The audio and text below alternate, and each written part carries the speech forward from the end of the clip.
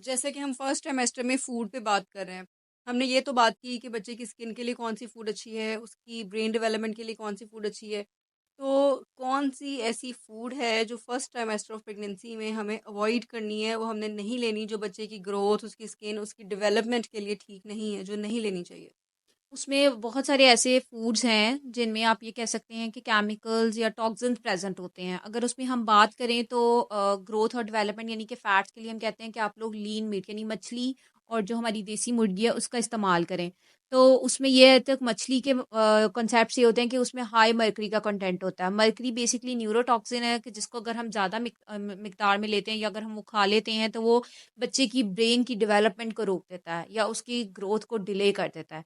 तो इसमें हमने ये करना होता है कि हमें कोशिश करनी चाहिए कि हम ऐसी मछली ना खाएं जो कि मरकरी कंटेंट में ज़्यादा होती है। लेकिन एक ये बात भी है कि हमारे रीजन में जो है मरकरी की हाई कंटेंट वाली मछली जो है वो यहाँ नहीं होती। अच्छा, और ये तो एक नेचर की तरफ से एक बेस्ट पॉइंट है कि जी जो मरकरी वाली फ़िश है वो हमारे रीजन में अवेलेबल ही नहीं है।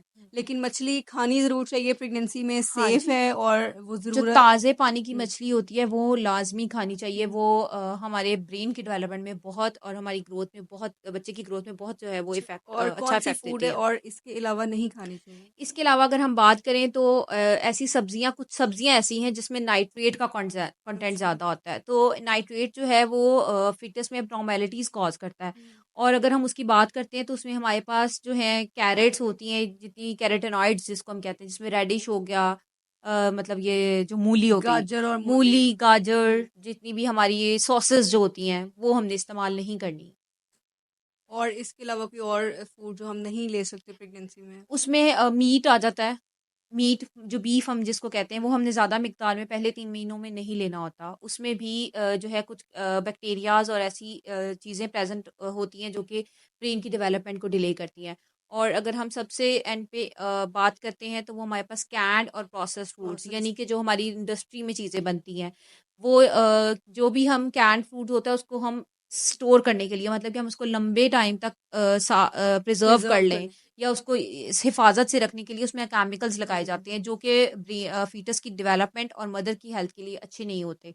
तो वो हमने पहले 3 महीनों में इस्तेमाल नहीं करने ताकि फीटस की जो ग्रोथ है उस पे कोई इफ़ेक्ट ना पड़े और और उसकी इसके अलावा अज़ा जो सही से बन जाए। ठीक, इसके अलावा जो ड्रिंक्स हैं उसके बारे में जो गर्मियाँ जैसे आजकल बहुत गर्मी है, तो ड्रिंक्स के बारे में कोई ले सकते हैं दिन में कुछ मिकदार में या नहीं अवॉइड करनी चाहिए? उसमें ये है कि आप लोग कोशिश करें कि जो शुगरी फूड्स होते हैं यानी जो कार्बोनेटेड होती हैं उन ड्रिंक्स को अवॉइड करें जैसे कोलाज हो गए।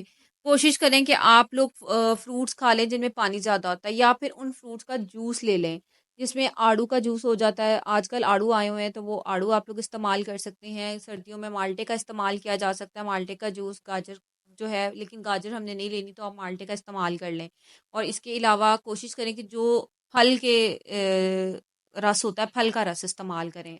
शुगर फूड जो है वो एक तो वज़न बढ़ता है और दूसरा शुगर यानी कि जेस्टेशनल डायबिटीज़ हमल के दौरान जो शुगर हो जाती है उसका बायस उसका बनता है। हुँ।